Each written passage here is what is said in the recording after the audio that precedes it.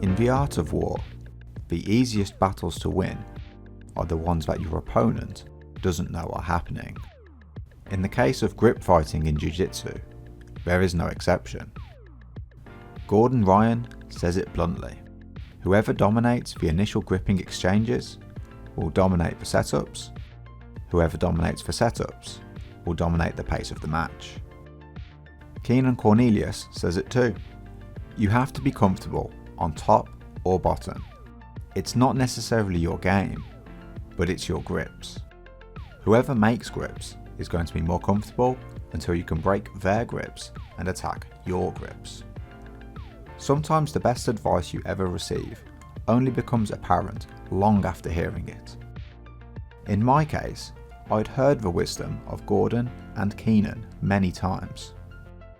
It was only through direct experience of fighting a talented grip fighter that I finally understood the lesson they were trying to impart. In an attempt to improve my guard passing, I asked one of my higher belt friends if he fancied doing a positional round with me to help see where I was going wrong. This round did not go well for me. Not only could I not even pass his guard, I couldn't even get a grip on him. To make things worse, whenever he got a grip on me, I couldn't even move.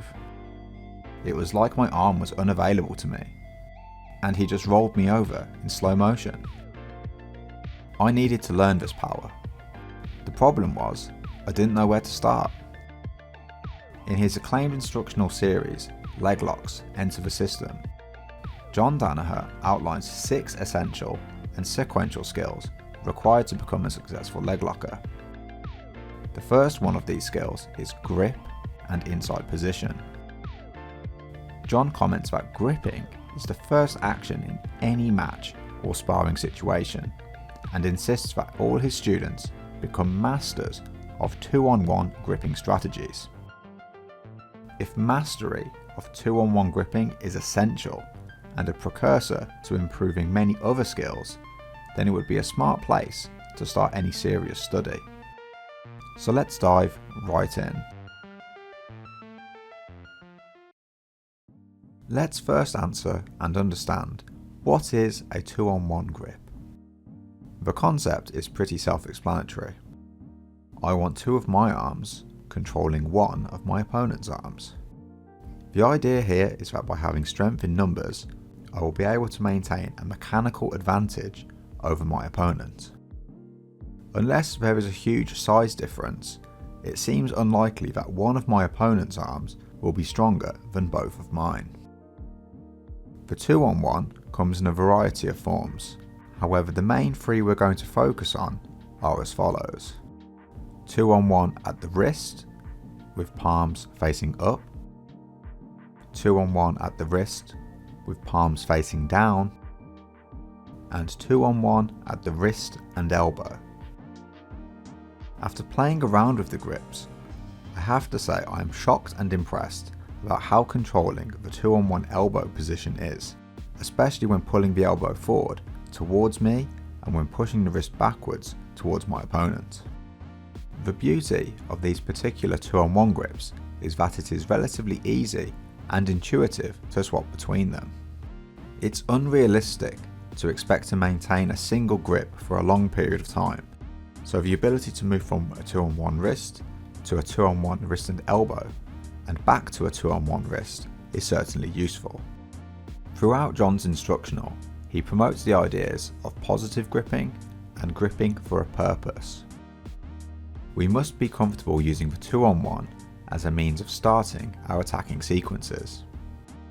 When deciding which grip we should go for from the options we have discussed, it will often be the opponent who decides what our starting grip should be. We will make our decision based on where our opponent's hands are relative to their elbows.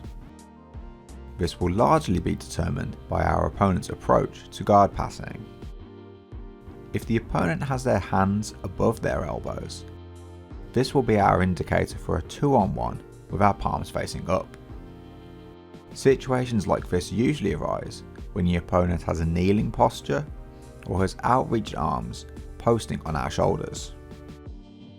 If the opponent has their hands below their elbows, then this will be our indicator for our 2-on-1 with the palms facing down. Situations like this arise when the opponent is standing in the seated versus standing scenario. If the hands are neutral with their elbows, this will be our indicator for a 2-on-1 wrist and elbow, but a palms down 2-on-1 is also sufficient. Situations like this can occur in the midst of grip fighting, or if we're clearing an opponent's collar tie via use of an elbow pass. In the spirit of positive gripping, we should also be proficient at turning an opponent's grip into our own 2-on-1. We can't just use grips to hold our opponent or stop them from gripping us. We must be very deliberate in our grips and have intent whenever we enter a grip fighting scenario. Now that we've classified our types of 2-on-1 and the scenarios we may see them, let's take a look at what we hope to achieve once we've gotten a hold of our opponent's arm. In his instructional video, Systematically Attacking from Open Guard, Seated Position, Gordon Ryan states that the goal of grip fighting is to create constant Kuzushi to create limb extension. If I can get the opponent's limbs to extend, I have sweeping opportunities and submission opportunities. If I can't get the opponent to post hands or legs, then I can't do anything from here. Gordon goes on to comment that students should be masters of grip fighting or denying the opponent opportunities to enter into body lock passing or half guard passing sequences. With this in mind, I've quantified what a successful 2-on-1 grip should be able to achieve. Number 1. Kuzushi. Kuzushi is a Japanese term for unbalancing an opponent. If an opponent is off balance, they must recover their balance before they can take any form of defensive action. In the instance of our 2-on-1, this will be best achieved through the push-pull dynamic. Simply gripping and holding our opponent is annoying, but not threatening. We shouldn't be limited to just pulling with our grips, we should also be ready to push our opponent as well. By mixing up our attacks between push and pull, this will make us less predictable and hopefully more successful in off-balancing our opponent. For an excellent example of the push-pull dynamic in action, we need look no further than Gordon's 2019 ADCC Absolute Finals match against Marcus Buchecha Almeida. I've watched and studied this match a few times now, and each time I've managed to take away something different. In the context of this study, by observing how Gordon uses constant, repetitive use of push-pull, we can see how he tries to create openings to begin his attacking sequences. Number 2. Upgrade to a better grip. The 2-on-1 serves as a gateway into many other grips that will confer greater control of our opponent. Whilst there are a variety of grips and options available, the 2-on-1 offers a nice entry into almost all of them. What grip we swap to will be a matter of preference, but some of the options we can upgrade to are as follows: arm drags, over-under, pinch headlock, shoulder crunch, the Russian tie, or double underhooks. Number 3. Setup attacks. We know from Gordon's instructionals that he has a variety of attacks that he likes to employ from the seated guard position. Upon a cursory viewing, we can see he likes to play between sweeping the opponent through variations of sumigaeshi, arm dragging to the back, or to enter into the opponent's legs. After spending some time studying the series and taking notes, I realised that actually, these aren't Gordon's attacks at all. These are simply reactions.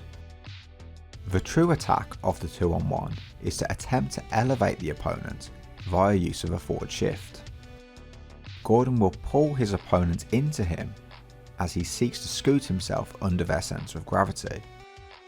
Through constant practice and presumably elevating his training partners thousands of times, Gordon has trained himself to react to his opponent's subtle body movements with either a sweep, entering the legs, taking the back or upgrading his grip. In instances where he upgrades his grip, he simply repeats the attempt at elevating the opponent. In response, he will either again attempt to sweep, enter the legs, take the back, or upgrade his grips again. With respect to the 2-on-1, Gordon stated that he employs the following strategies. For 2-on-1s with the palms facing up, he'll go straight into trying to elevate his opponent while bringing their arm away from their body.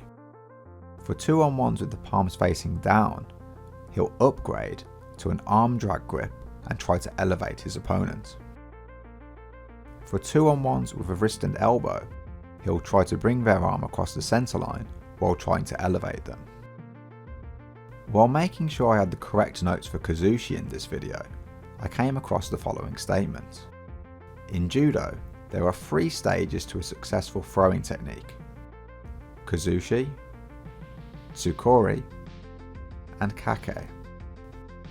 This act of elevating the opponent before completion of an attack fits the criteria of Tsukori, with the follow-up attacks being considered the execution.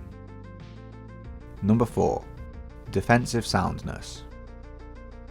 A good 2-on-1 will help us not only from an offensive perspective, but a defensive one too. With active 2-on-1 grips, it's going to be very difficult for an opponent to secure a body lock or flatten us into half guard. It was through thinking about the defensive applications of the 2-on-1 that gave me a particular insight that I would like to share. When I first started this channel, I shot a rather short and crude study of Marcelo Garcia's elbow push escape. I thought this was a very interesting technique for not only escaping side control, but late stage guard retention. By preventing an opponent grabbing his head, Marcelo would retain guard and stay on offense by passing the opponent's elbow across the centre line. Through meditating on the applications of the 2-on-1, I'm beginning to believe that the elbow push wasn't really Marcelo's approach to guard retention at all. Don't get me wrong, it's still a fantastic late stage guard retention tool. It's just I've now started to take the view that the elbow push is the backup option for whenever Marcelo would lose the initial battle to gain a 2-on-1. Like most jiu-jitsu techniques, mastering the 2-on-1, building reactions, and developing subsequent gripping systems is going to take some time and some dedicated practice. I'm still relatively early into my own study of offensive gripping systems, but even at this early stage, I'm seeing some encouraging results. I definitely feel that I have a greater sense of what I should be doing off of certain grips. Hopefully, after watching this video, you do as well. Thanks for watching. If you enjoyed the video, please consider subscribing. To support the channel, please know that watching my videos is enough, but if you feel obliged to contribute, you can click the join button and become a member. If you don't want to join and just want to say hey, please check out the links to my socials. If you want to get yourself a sweet discount on some jiu-jitsu gear, use the following code and use the link in the description below. Cheers.